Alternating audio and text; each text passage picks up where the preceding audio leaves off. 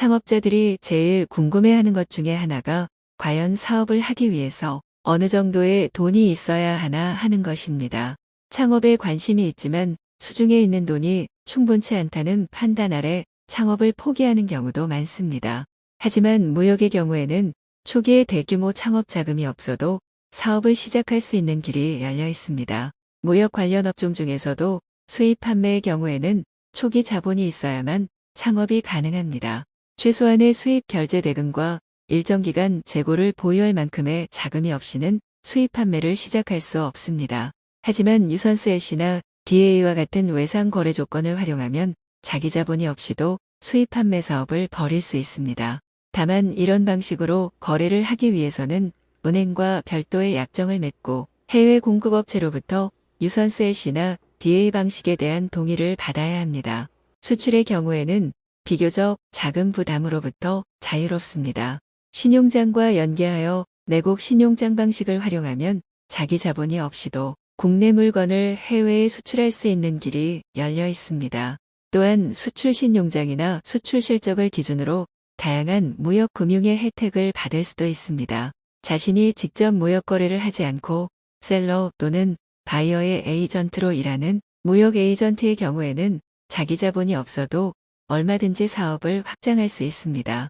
다만 무역 에이전트로서 첫 수입을 올릴 때까지 많은 시간이 소요될 수 있으므로 안정된 수입을 올릴 때까지 버틸 수 있는 자금을 확보해 두어야 합니다.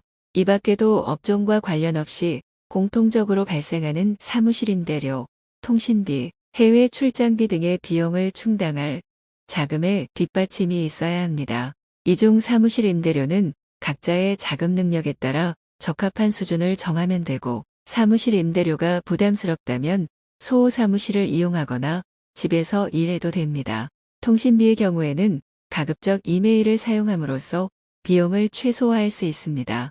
전화로 연락하는 것은 비용 문제도 발생하지만 근거를 남기기가 곤란하므로 긴급한 상황이 아니라면 자제하는 것이 바람직합니다. 해외 출장비의 경우에는 불필요한 출장을 자제하는 것이 바람직하지만 이왕 출장을 가야 하는 상황이라면 지나치게 경비를 절약하려다가 상대방에게 공색한 모습을 보이지 않도록 주의하는 것이 좋습니다. 결론적으로 무역 관련 업종을 창업할 때 필요한 창업 자금의 규모는 구체적으로 어떤 일을 할 것인지와 어디에서 일하고 언제쯤 안정적인 수입이 발생할지와 같은 다양한 변수에 의해서 달라질 수 있습니다. 어떤 경우든 실제로 얼마만큼의 자금이 필요한지를 미리 정확하게 예측하는 것은 불가능하므로 예상보다 비용이 많이 발생하거나 안정적인 수입이 발생할 때까지 시간이 많이 걸릴 경우를 대비해 두는 것이 바람직합니다.